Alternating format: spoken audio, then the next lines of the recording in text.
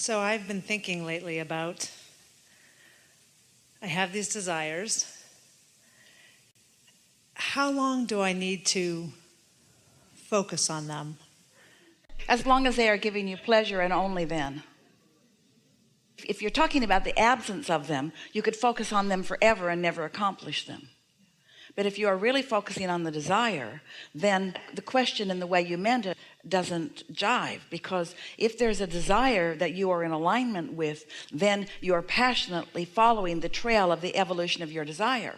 But when you say, how long do I have to focus on a desire, that means you're not focused on the desire. You're focused upon the what is that doesn't contain it. And we don't have a timetable for that, because forever is a really long time. Because as long as you're focused in opposition to it, it's slow going.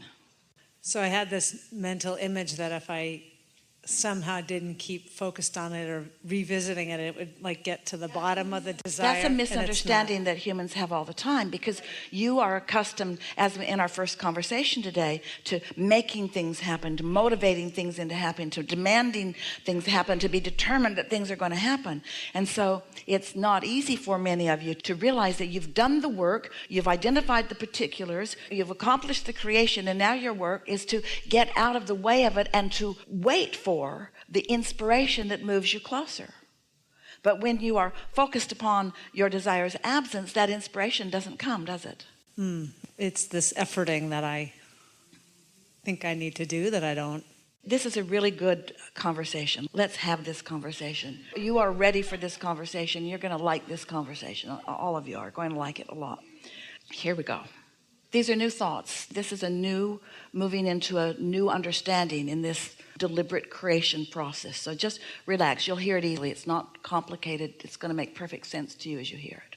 So you have the sense, because we've been talking about it today and before, of thoughts turning to things. Vibrations in the pipeline that become thoughts, that become ideas, that become action, that become creation. And this is such a joyful process when there is no resistance at this point. So the resistance comes in step one. Resistance is sort of sifting and sorting through the contrast, but then you launch the desire. So asking causes you to launch it. That's step one. And then the law of attraction and your inner being gather all the cooperative components. That's step two. That's not your work. You ask, and now it's given. And now your work is to get into the receiving mode and then to experience the deliciousness of the unfolding of what you are creating. It's such a nice way to live. And as soon as something manifests, as many things are manifesting, many more things are on their way to manifesting. There's just this constant thing happening. So it's popping into manifestation, and then that's done.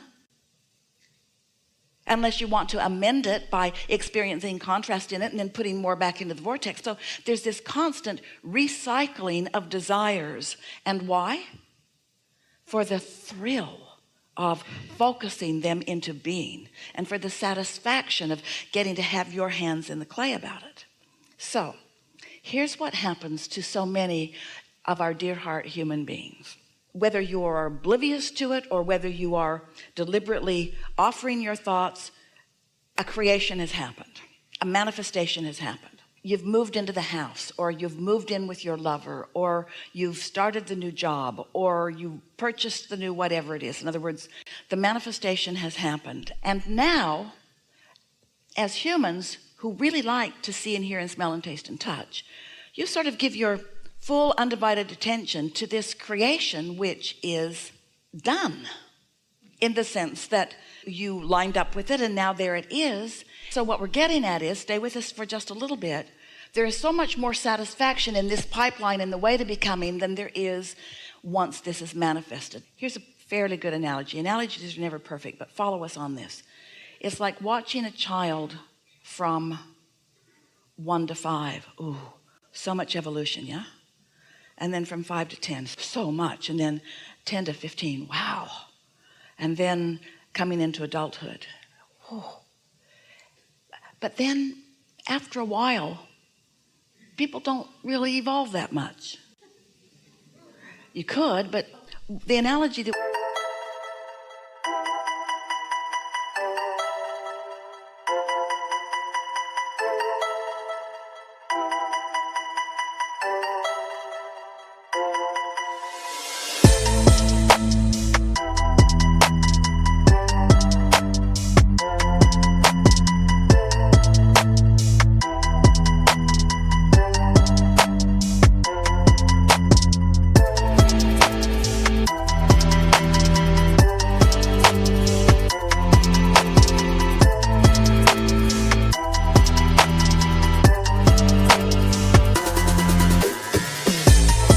want you to follow is that here's the 0 to 5 and 5 to 10. In other words, this is the evolution stage that has the most joy. It has the most bang for the buck. It's what you came for. You came as creators to get your hands in the clay. You didn't come to move around the pieces that you've created so much.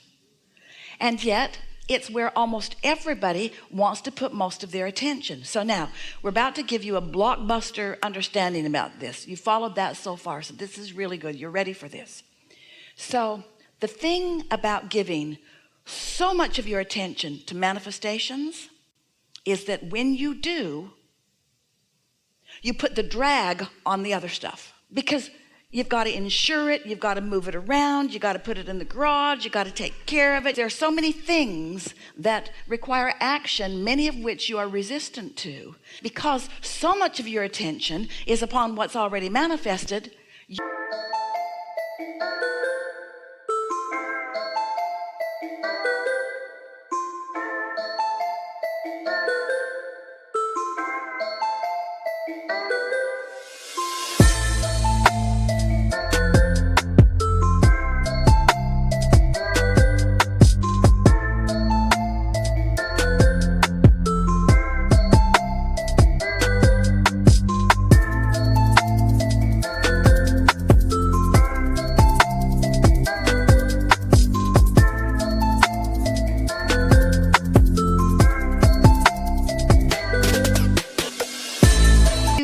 Slow down the process of what you're really here about.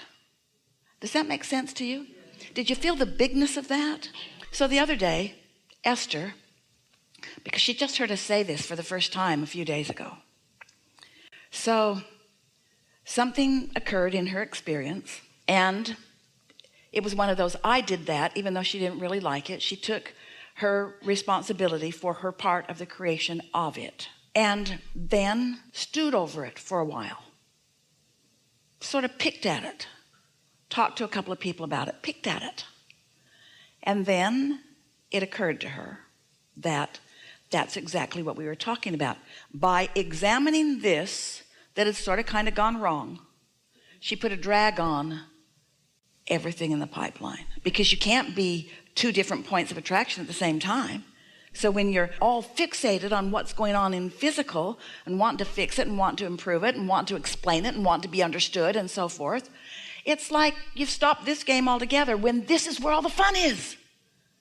This is where all the fun is. The ideas flowing, the new awareness is coming, the following the new passion or the new feeling of exhilaration, and then seeing something explode that seems impossible. It's like magic. It's like, where did that come from? How could that be happening to me? How could that be happening to me? Well, that's the way you're meant to live your life. And if you will stop examining all of the manifestations, we love you so much, but you take your stuff and your relationships and you catalog them and you pigeonhole them and you evaluate them and you discuss them, and that's not where the juice is. That's not where the fun of life is. That's evidence of manifestation. And so what we're saying to you is you are about the creating, not about the creation. Because life is creating. Creation is sort of done. Now, in fairness, no creation is ever complete, because when there's contrast in it, you're giving birth to new. But you got to get off of it and go with the new, because a relationship can continue to evolve. It can continue to be and be and be. It can blossom and be more and more and more. It can be everything that it produces within you the desire for it to be. If this time-space reality has the wherewithal to create a desire within you, this time-space reality has the wherewithal to produce it. So if a manifestation has the wherewithal to produce a new desire within you, that manifestation has the wherewithal to produce the improvement too. We are not saying don't focus on the things you've got. We just want you to understand the process. So it's the way you feel. Do you feel alive or do you feel tired? Do you feel energized or do you feel lethargic? Do you feel happy or do you feel pensive? Do you feel eager or do you feel guarded? Do you feel happy or do you feel annoyed? Do you want to compliment or do you want to criticize? In other words, that's how you know what you've got going on in this pipeline. Have we convinced you that this pipeline between your vortex and your manifestation is where you want to be? That's the creative sweet spot, you see. So I guess the thing I'm thinking about is it a balance of appreciating what you... Well, of course, if you're appreciating something, you're still adding momentum to it. That's what the word appreciation means. Adding more unto. Ooh, that's worth thinking about. This might be a new game to play with yourself. I really depreciate you. Depreciate? Depreciate? We're just messing with you, but I really depreciate you as I noticed that you didn't perform in the way that I needed you to. So I really depreciate you. Yeah. And in the process, I've disconnected myself from all of this too. And I'm blaming you. Because if you were appreciatable, I'd be appreciating. You need to shape up. Because if I were appreciating you, then my valve would be open, my flow would be happening, my juices would be flowing, and insights would be coming, and passion would be mine. But see what we're getting at? So everything is perceptual, isn't it? So the balance that you said, is it balance? Yes. It's the balance of looking for what feels the best right where I am. And you can't just cease to be in a moment. Sometimes you want to be. Take me. But you can. There's always a looking for something that feels better. And then, the renewal that sleeping will give you, and the new day that appreciation and meditation can bring you. Yeah. So life is good. I think better than it's ever been. And not as good as it will be. Because you are always appreciating. You are always evolving. That's why, when the juices are flowing and something is manifested and it's good for a while, and then the beautiful contrast puts more life in it. Esther would say, I think you should buy me that car. It will make me happy for the afternoon. And I don't need to appreciate every single, sometimes you're just living, right? And it's just flowing and it's just going. And well, see, now you're talking about trying too hard.